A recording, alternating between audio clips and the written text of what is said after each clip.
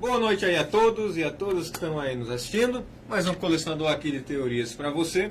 Diretamente aqui em quarentena aqui na cidade de Caruaru. Todos estamos confinados, presos em nossas locações para não sairmos das nossas casas, para não pegarmos o vírus que está contagiando muita gente, chamado Coringa vírus, né? Significa que todos nós, o colecionador, estamos dormindo aqui mesmo no estúdio. Exatamente. Tá certo? Ninguém está saindo daqui. O Rio que marcou nos trancou aqui. Já tem gente comendo papel higiênico. Exatamente. Para você ver a situação aqui. E, enfim, seja bem-vindo aí, Lucien. Obrigado, Vamos falar um Cleiton. pouquinho sobre uma coisa bastante polêmica hoje, né? Mas vem aqui para a câmera 2 que eu quero falar das redes sociais para você. Você que ainda não está nos seguindo, nos segue aí nas nossas redes sociais. Segue a gente no Facebook, no Instagram, no Twitter. E vem aqui no YouTube, deixa o teu like, deixa o like no Facebook também. E uma coisa a ressaltar. Nós fizemos duas notícias que hoje foram confirmadas, entendeu? Passamos ontem no Instagram e foram confirmadas hoje. Já vamos falar delas aqui bem rapidinho. Vem a principal.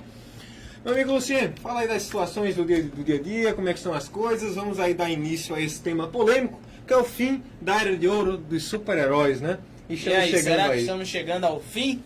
Estamos chegando. Do universo, né? O grande boom dos super-heróis, será que está diminuindo? Sim. Será que... E outra, que novo gênero poderia surgir depois dos super-heróis? Lembrando que o cinema está sempre se renovando, o cinema sempre foi uma fênix, né? Foi com faroeste, foi com filmes de terror, agora com os blockbusters. Então vamos ver aí o que é que o cinema vai trazer de novo para se reinventar. Então, rapidinho aqui dando um arremate, no dia de ontem, né?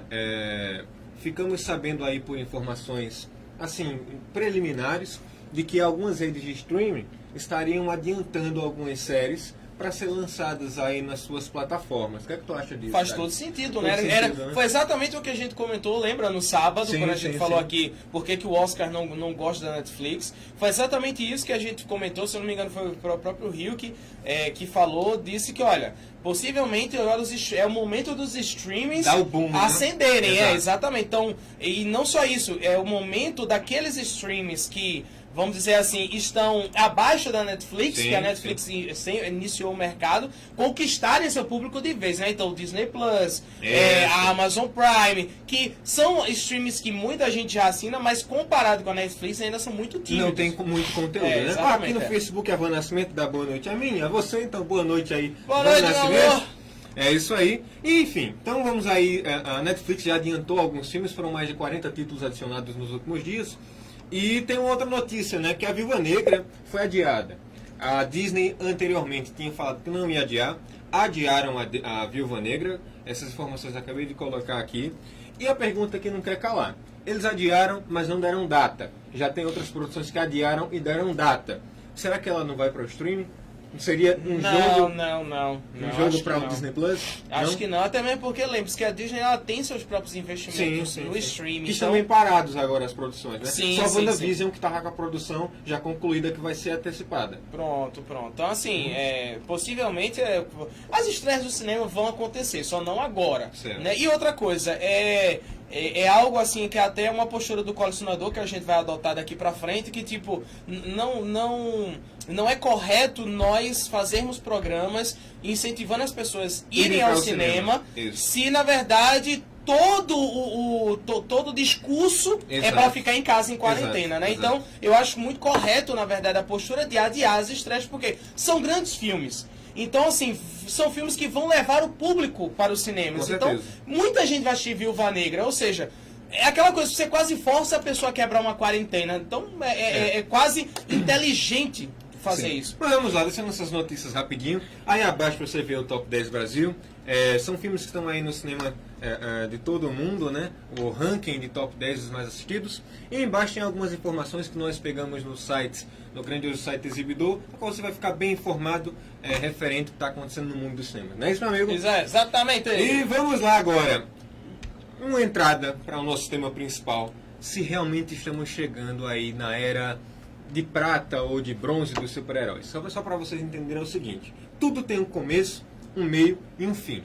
Um alarde muito grande, uma gama de fãs e o esfriamento até mesmo ao morno. Né? A Bitomania aconteceu isso, o Elvis aconteceu isso.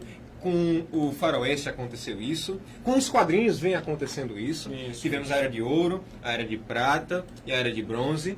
E agora parece que depois de filmes como Coringa e Vingadores Ultimato, foram estabelecidos alguns patamares que para ultrapassá-los, e é bem bastante improvável que ultrapassem, algo menos do que isso não é mais aceito, né? As pessoas podem não vir a aceitar mais algo abaixo do que esses dois filmes apresentaram.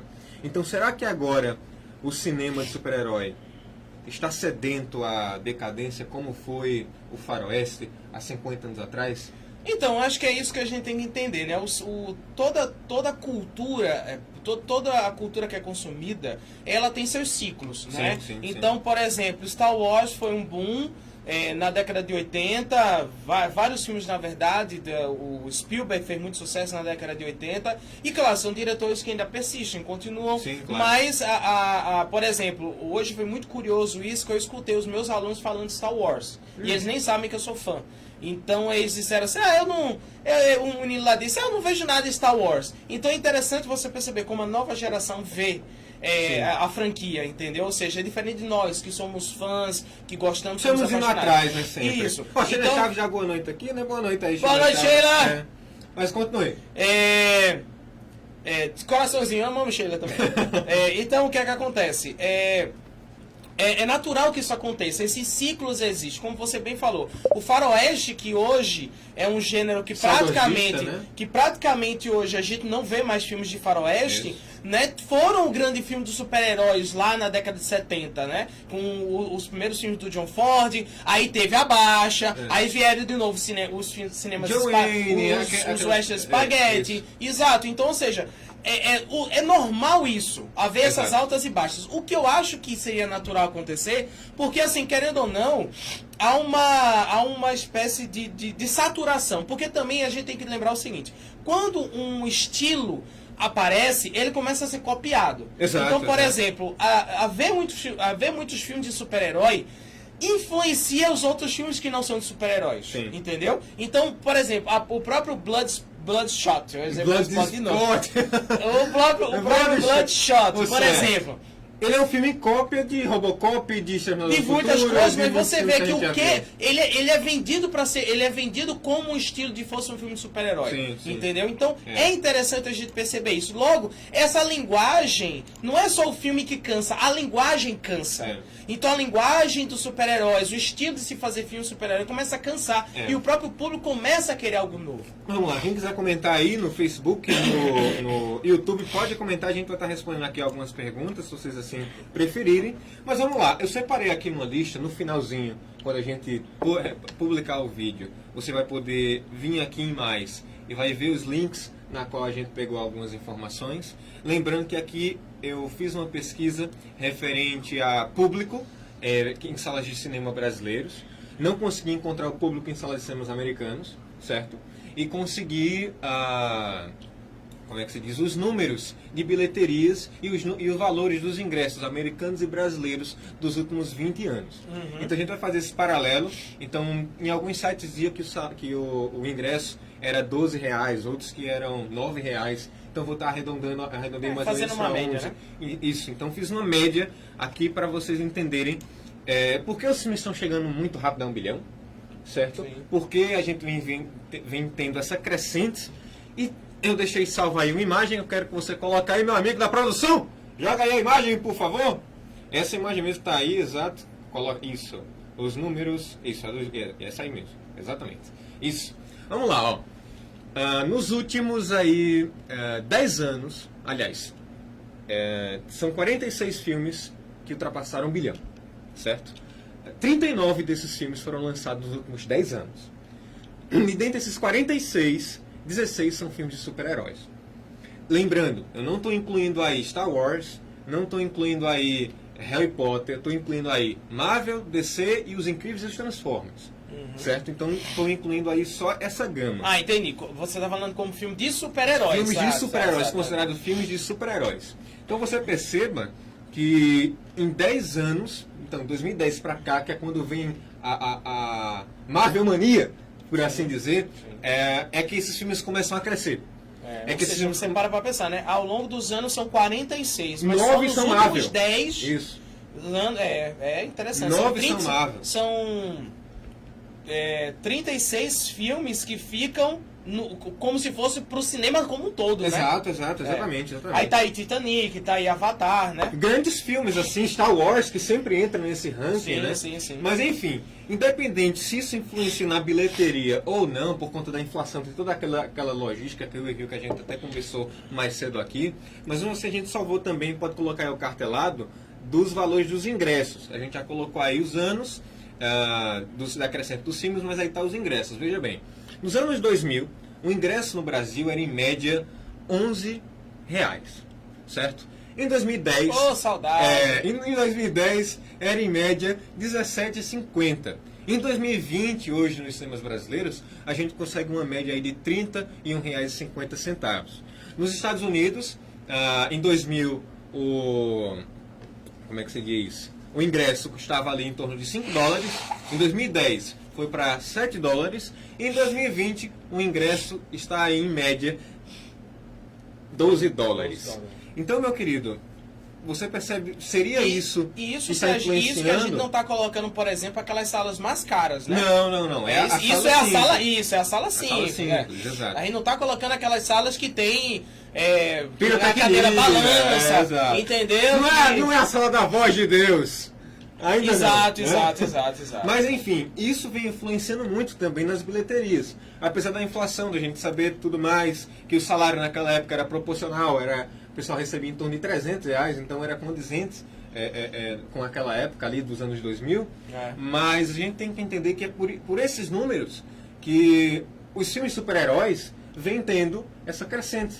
Quando você mandou, hoje de manhã, na verdade, para as pessoas explicarem, o Felipe mandou para mim a proposta do programa e ele comentou isso.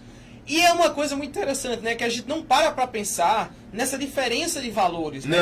Do preço do ingresso. Então, ou seja, o ingresso que é vendido a R$31 é muito mais fácil você chegar a $1 bi partindo de R$31 do que a de 11. É claro, sejamos honestos. O aluguel dos cinemas se torna mais caro. Não, sim. Sim, entendo. A gente não está dizendo, isso é importante, porque isso aí também seria uma outra discussão, né? O valor do ingresso em si. A gente não está discutindo, por exemplo, o quanto que se tira de lucro, quanto que não é lucro, por aí vai, não é isso. Mas realmente, assim, é de você pensar, e é interessante o cálculo que é feito, porque realmente hoje se torna muito mais fácil. Muito né? mais. Fora que, por exemplo, a gente tem o mercado chinês. Que é um mercado que ficou muito grande. Que é uma classe média que...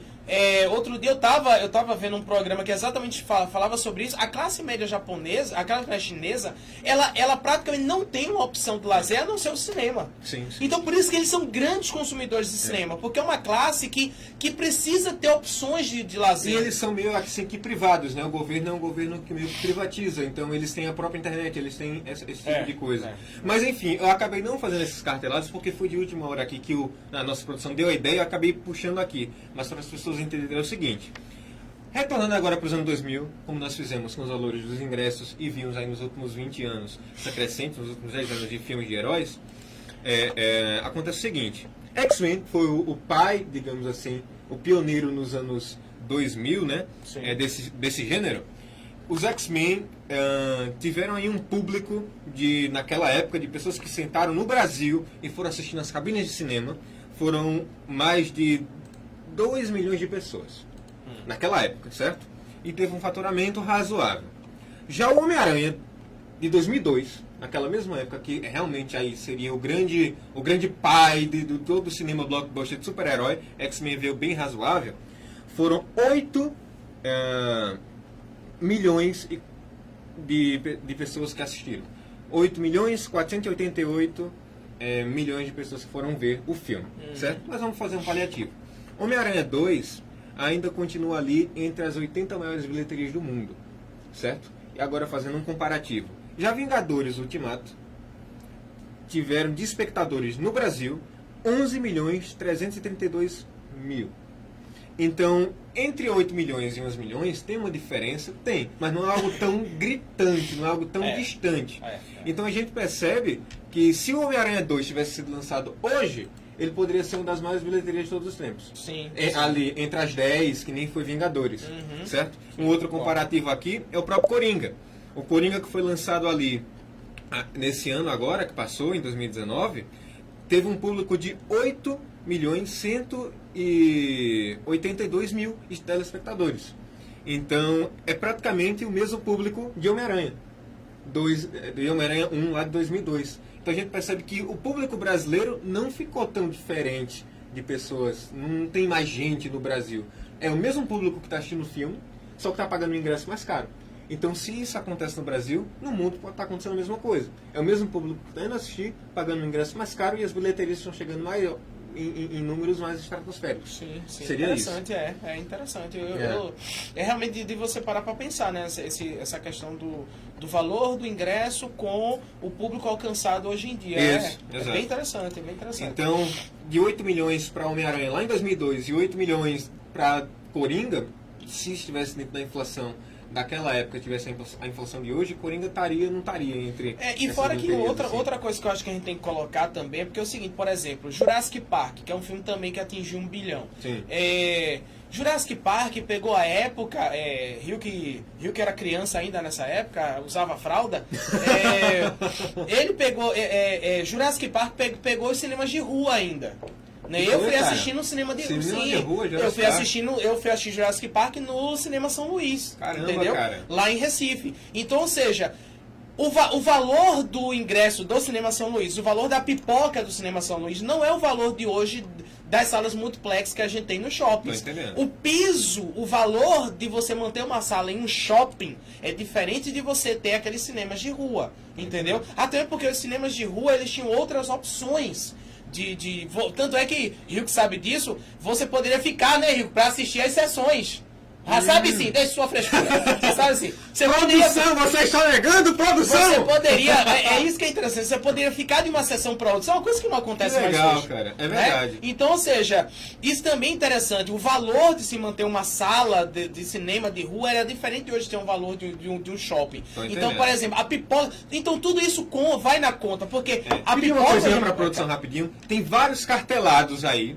Enquanto a gente vai falando, intercalando, você pode ir colocando os cartelados passando esporadicamente. Sempre a gente ficar pedindo para as pessoas verem as bilheterias dos filmes de super-herói, a gente vai comentando. Pode ser? Pode ser. Vamos lá, continue aí. Bora, edição, faça trabalho aí, produção aí. Vingadores Ultimato, é um filme de todos os tempos, né? A bilheteria mundial de mais de 2 bilhões e 797 milhões. E aí, meu? Que foi apelão, né? Aí, né? Foi apelão, né? Pode ir passando que a gente vai falando. Vingadores, a mesma coisa, mas enfim. 2 milhões. 2 bilhões também, aí Isso. 1 bilhão, a primeira vez. Esse foi o primeiro, não foi da Marvel? Foi o primeiro, exato. Já o Vingadores Era de Ultron teve um retrocesso, ele ficou atrás do primeiro filme. Não, mas é de se entender, A gente não tava preparado pra isso. Pantera Negra, você percebe que Wakanda Forever! Ninguém tá vendo eu fazendo os braços cruzados, mas tudo bem. Isso. Aí Os Incríveis, que entra aí, que é da Disney também. Entendeu? Homem de Ferro 3, olha aí, né, que entra aí depois de Vingadores 1. Cara, Homem de Ferro 3 fez um bico, sacanagem. É porque pegou o boom do Homem de Ferro. Exato. Não, pegou o boom do primeiro Vingadores. Isso, Aquaman, muito bom também, um filme aí extraordinário. Homem-Aranha, né? Fora de casa. Aí. Capitã Marvel, né? Tem toda aquela pressão, né? Tu gosta desse filme? Adoro. Eu adoro esse filme, cara. Transformers, O Lado Escuro da Lua e Transformers, A Era da Extinção, né? Aí tem o Batman, né? O Cavaleiro das Trevas Ressurge, que é... obra-prima! Nossas palmas. Coringa aí do Todd Phillips. Obra-prima, senhoritos Produções. Agora você perceba, a boa maioria tem o dedo de quem? Disney. Sim, tem o dedo da Disney. A boa maioria tem o dedo da Disney. Então, o que está acontecendo, cara? A Disney, ela está tomando o mercado de uma maneira avassaladora. Sendo assim, a Fórmula Marvel... A gente até pode pegar a Fórmula Marvel e aplicar no próprio Aquaman. Tem muita Fórmula Marvel no Aquaman. É isso que eu tô dizendo, assim. Novamente, se os filmes começam a perder força, é porque a fórmula vai cansando. Sim. Vai se tendo necessidade de um novo estilo, entendeu? Tipo, pra mim, por exemplo, o Bloodshot. Rapidinho. O Cosmo Winchester diz, salve consagrados, tudo bem com vocês? Comigo não tá. Vem aqui pra câmera 2. Eu estou aqui do lado de uma pessoa que está com coronavírus. Deixa eu tocar em você. Sai daqui, cara. Esse cara tá gripado, tá espirrando aqui. A gente, infelizmente, parece que vai... Tem um contrato de 5 anos aqui e não posso morrer, então até lá. Tá certo, tá certo. Então vamos lá, assim, mas assim, é exatamente isso. O Bloodshot, por exemplo, pra mim, ele é um ótimo expoente de algo que já está cansativo. O estilo da câmera tremida, o estilo daqueles cortes rápidos, no qual parece que o diretor ele não consegue fazer o ator segurar um take. Isso é uma técnica que já está cansando. Então aí é onde o cinema se reinventa, se vão buscar novas formas de fazer filme de ação. E na verdade a gente já tem. O John Wick mostrou como é que se faz um filme de ação muito bom. Sim. Então, é essa a questão. O que eu venho vendo... Aí é onde entra aquela pedrinha no sapato. Sabe que eu ainda não sinto esperança nas séries da Marvel. Não, mas entenda, eu não tô falando do que a gente acha, eu tô falando assim, será que não é porque o Kevin Feige já tem visão de que talvez essa linguagem vá começar, já está se tornando cansativa, vai ficar cansativa, e ele começa a ir pras séries, entenda, eu não tô falando se a gente acha que as séries vão ser boas ou não, só tô falando que ele acha que a linguagem das séries pode ser uma linguagem que sustente a fórmula? Sim, em parte sim. Não é à toa que o Kevin Feige agora, ele é o CEO da Marvel, entretenimento no completo, entendeu? Então ele cuida dos quadrinhos, ele cuida das animações, ele cuida da Marvel TV e cuida da Marvel Studios. Então eu acho que ele ter todo esse poder agora vem por conta disso, entendeu? Eu acho que o cinema de super-heróis da Marvel, até esse agravante dessa doença faça que o cinema de super-heróis, que ainda teria um tempo mais de respiro, comece a ficar mais embaraçado. Pode ser. Porque, entenda bem, Doutor Estranho necessita rapidamente da série da Wanda e do Visão para poder ser um filme entendível. E também precisa do filme da série do... Não vai dar certo. Então pode ser que eles comecem, até mesmo essas séries que pararam as gravações, eles começam a reescrever algumas coisas para essas séries, vendo que vai afetar o cinema, eles reescrevam para que elas não se prendam tanto àquele viés cinematográfico que está lá passando nos filmes e tenha uma identidade mais própria. Porque querendo ou não, são 10 anos de produção. 10 né? anos, a gente nunca para direito para pensar nesse número, né? É só você pensar, é só você fazer a conta da sua propriedade. Isso. É você menos 10. Eu cresci com Homem de Ferro, cara. Isso, entendeu? É você menos 10. Então, ou seja, são 10 anos de um estilo sendo construído. Então, será que o cinema, o público ainda aguentaria mais 10 anos? Tá entendendo? Ou seja, daqui a 10 anos a gente tá dentro desse mesmo estilo de filmagem, tal da produção. Eu acho que as séries, concordo com vocês, é uma boa saída, até mesmo para experimentar formatos novos e levar esses formatos pro cinema. Porque se o formato agrada em série, pode agradar também, né, lá na tela como grande. Como um todo, né? E eu acho que não é a principal, é o espelho, pronto. Sim. O espelho que faz as outras produções ficarem igual a ela, novamente, se a pessoa disser assim, isso é ruim, mas a pessoa tem que lembrar, na época dos filmes de faroeste, John Ford, que é o cara que iniciou, ele foi espelho pra muita gente que fez filme depois dele. Sim. Muitos produtores depois diziam, copia o estilo do John Ford. Quando os faroeste espaguete caraca, esqueci o nome do Clint Eastwood? Não, do diretor, um dos principais produtores, diretores de filme do faroeste espaguete. Enfim. Mas enfim, todo mundo dizia, copia o estilo do cara, entendeu? Então, ou seja, é normal isso acontecer. Normal. Mas vamos lá. É normal você ter uma inspiração. A partir do momento que existe um plástico, vamos ser sinceros. Pegar aí o Aquaman. Agora, já que a gente tá falando de filme de super-heróis, tem uma comparação muito melhor. Quando o Zack Snyder sai, entra, isso. Ele leva o estilo Marvel pra dentro da DC e não funciona. Não funciona.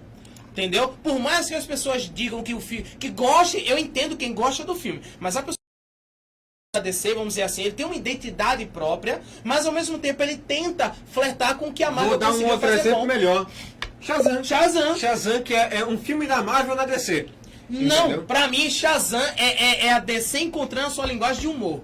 Cara, entendeu? mas pra tem mim, muito da Marvel ali. Não, cara. mas sim, humor. Então, assim, pra mim, o Shazam, ele tem sua própria identidade. Ele é engraçado do seu jeito. A forma como ele lida com seus personagens, ele lida do seu jeito. É isso que eu tô dizendo. No caso, você acredita Que pra mim, Shazam... Que existe um monopólio, e esse monopólio se chama Disney, e independente se ele for copiado ou não, tem que ter original. Jogue a foca no careca.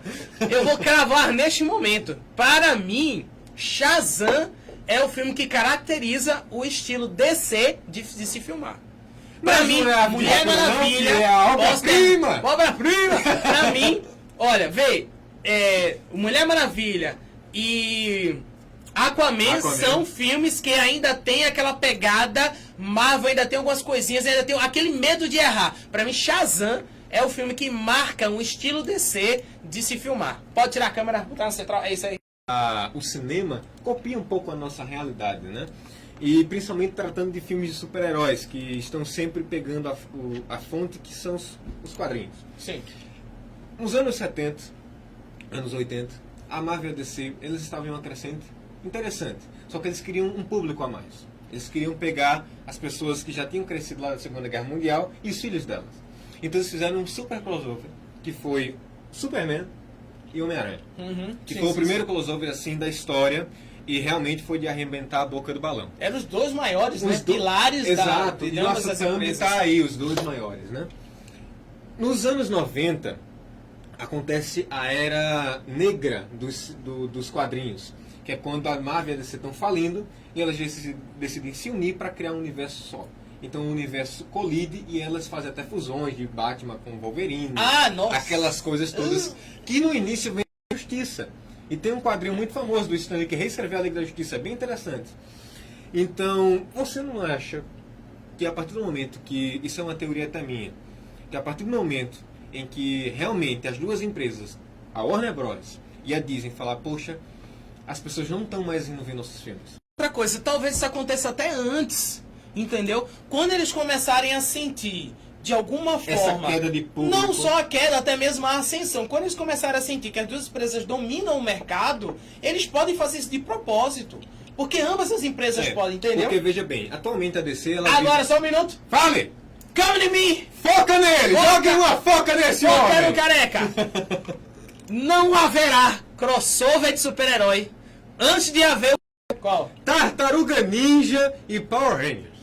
Vem antes no cinema do que essa que você tá falando aí. Tá bom, pode ser. Vem antes. Não, ou melhor, Matrix e John Wick. Boa. Já imaginou o Neo? Na realidade, ele é o cara lá do John Wick? Já imaginou? Que eu tava trazendo antes que você me interrompeu. Sim. Os quadrinhos atualmente da DC, ela vem passando por uma baixa. E estão até tendo rumores por aí de que a DC seria vendida a quem estivesse pagando melhor. Até tem rumores que a Marvel poderia comprar a própria DC, no caso, a editora de quadrinhos, não a do cinema. Sim. O que acontece? Interessante que nos últimos meses, a DC lançou algumas farpas para a Marvel. O Dr. Manhattan, no quadrinho O Relógio do Juízo Final, ele cita literalmente o Thor e o Hulk. No quadrinho específico, aparece uma mancha negra com duas pontas, um raio amarelo, uma luz verde e uma luz azul e vermelha, sabe, passando. E essa mancha negra consumindo aquele lugar ali. Então, em seguida do Relógio do Juízo Final ter referenciado a Marvel, a própria Marvel fez uma referência a DC. E tem até um quadrinho lá em casa que é mais antigo, que no prédio com um planeta em cima, que seria o planeta diário. E tantas outras referências nos últimos anos e nos últimos meses se intensificando.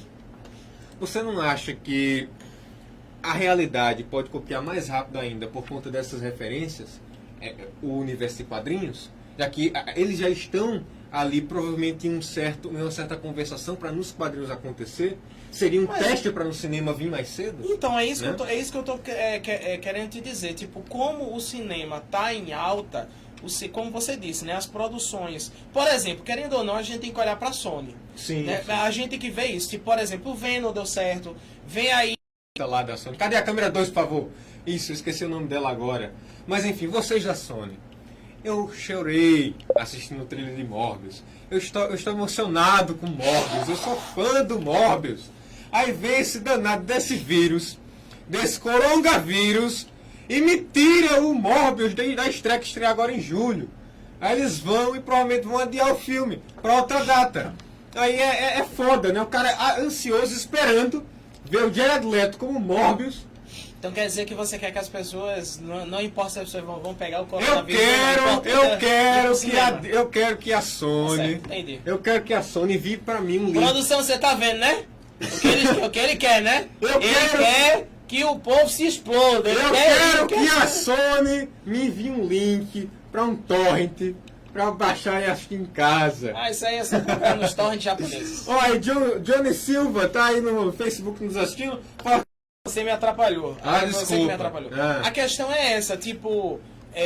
se no universo, como você falou, se no momento o mercado de quadrinhos da DC está em baixa, no cinema a gente vê uma ascensão da DC, certo? No cinema a gente vê, na verdade, por exemplo, o universo das séries da DC estão bem. Acabaram de fazer o Crise. Se é bom ou se é ruim, eu não sei porque eu não assisto. Mas que causou um burburinho entre os fãs, causou. Foi bem legal. Tá entendendo o que eu tô dizendo? É isso que eu tô dizendo. Tipo, a gente tem que diferenciar os mercados. Então, assim... Agora, se o mercado de quadrinhos vai obrigar para salvar a DC, se eles vão fazer alguma negociação, não sei qual ordem, mas ó, nos salva, faz um... Você concorda, produção? Você concorda que Aves de Rapina é uma obra-prima? Não faça isso, essa desgraça de filme. Que desgraça? Esse filme é ruim. Assim, as atrizes... O filme tá ganhando nota mais baixa do que Esquadrão Suicida, pelo amor de Deus. Não, Ave de Rapina, as atrizes, pelo amor de Deus. As atrizes são boas, é porque realmente cara, isso não é crime de Ave de Rapina, vamos terminar não me... Entendeu? Tirando Aves de Rapina, que eu não vou entrar nessa discussão, mas a questão é essa, ela tá... vem Mulher Maravilha 2 aí, vem... O que mais que vem, que eu não me lembro mais? Batman. The Batman, que, pô... Tá super bem. Agora, claro, entrou o coronavírus, a gente tem várias produções paradas, mas querendo ou não, a DC vem numa ascensão. O que a Marvel tem que fazer, o que a Marvel está fazendo é se consolidar. Pois a Marvel ainda tem muito pano para manga. Muito. Porque pegaram a Fox aí, tem os X-Men, tem o Quarteto Fantástico, tem muita coisa para usarem. Tem o Motoqueiro Fantasma. Será que ele vai ter finalmente um filme decente do Quarteto Fantástico? Eu acredito que sim, cara. Se eles seguirem um roteiro interessante, pegando os quadrinhos mesmo, tem tudo para crescer. Mas o que eu vejo é o seguinte, a gente pegar Homem-Formiga 1 e 2 é praticamente o mesmo roteiro, sabe? Só muda que tem a Vespa. Então, assim, o meu medo é que com essas oportunidades que a Marvel poderia ter de fazer um Perdidos no Espaço com o Quarteto Fantástico, essas oportunidades de fazer uma coisa realmente, apesar de ter inspirações do passado, mas uma coisa diferente, eu não sei se o Kevin Feige sairia da sua zona de conforto. Entendeu? Sim. Então é aquela coisa. Eles podem morrer por não quererem arriscar. Sim, mas é exatamente aí que o gênero cansa. É isso então, que você tem que entender. Que é aí onde começa a crise. O cara fica naquela formulazinha. Todo mundo já sabe que você está se repetindo. Ela está usando uma fórmula padronizada. É mais um filme bonitinho. É um filme bonitinho, legal, que é aquela coisa. Mas você vê o mesmo, chega no final, você tem vontade de chorar, mas você percebe que o andamento do filme é a mesma coisa, entendeu? Claro. Mas vamos lá. E a Pixar é de quem? É da Disney. É da monopólio e é o que nós estamos tendo. Não, e por enquanto é um monopólio gostoso. Pra mim é um monopólio gostoso. Não tô reclamando. Pra mim, por enquanto, tá tudo bem. Eu não tô reclamando, eu sou aquele cara do meme. Pegue meu dinheiro. Sabe? Aqui meu dinheiro, eu quero ver, eu pago pra ver isso aí. Mas no geral, o que me dá medo realmente é essa falta de criatividade. E tem um outro agravante. A DC ela tem ainda uma maneira dela conseguir se sair muito melhor do que a Marvel nos próximos anos, porque os personagens delas não foram bem trabalhados.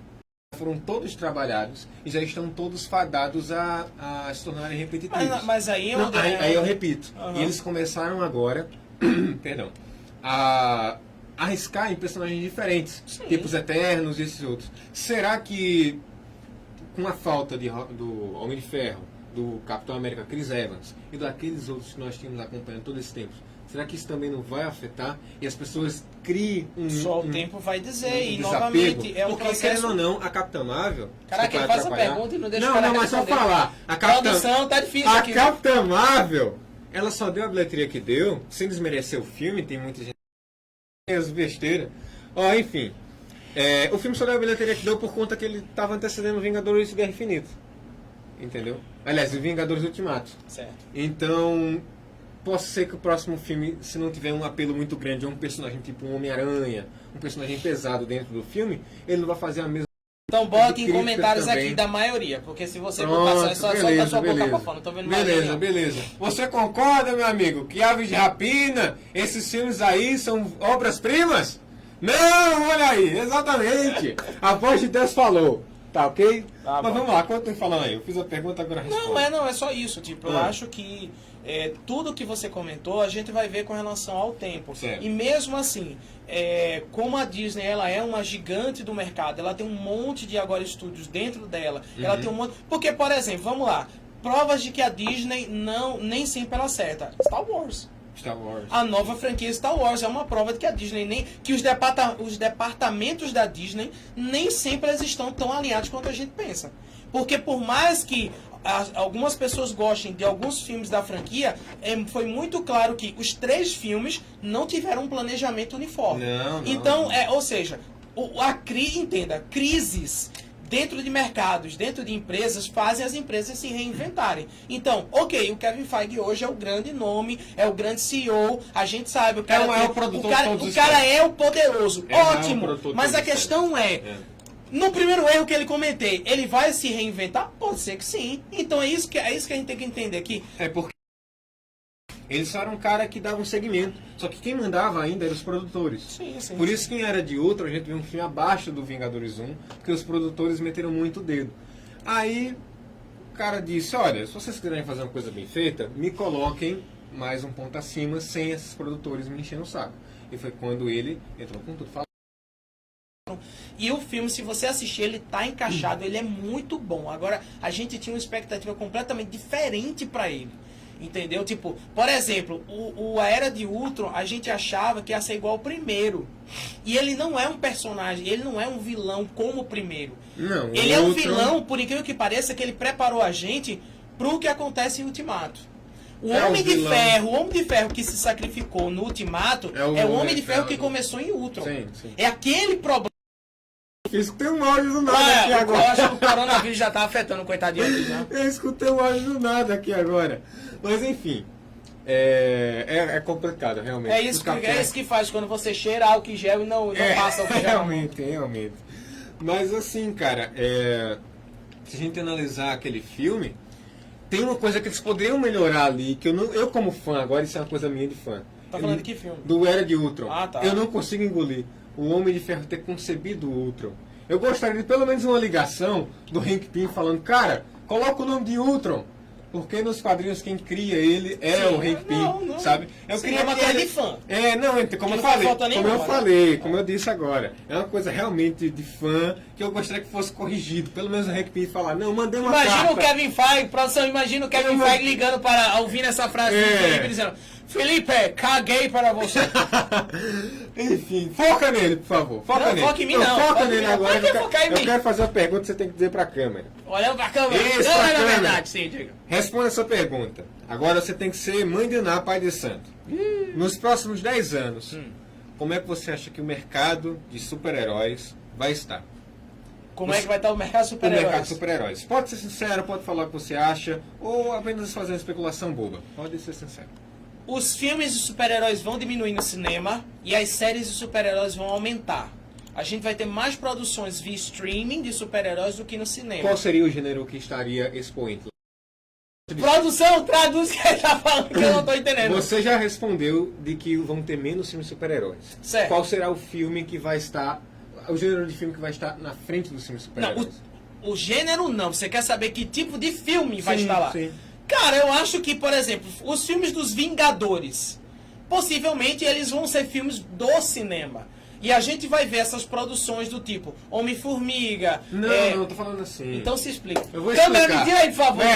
Por favor. Pra ver se o povo... Aí, foca ele. Nós já falamos. Foca ele. Foca aí, por favor. Olha, pega a coronavírus aqui, ó. Olha, nós já falamos aqui da questão de que os filmes de super-heróis vão estar diminuindo, correto? Certo.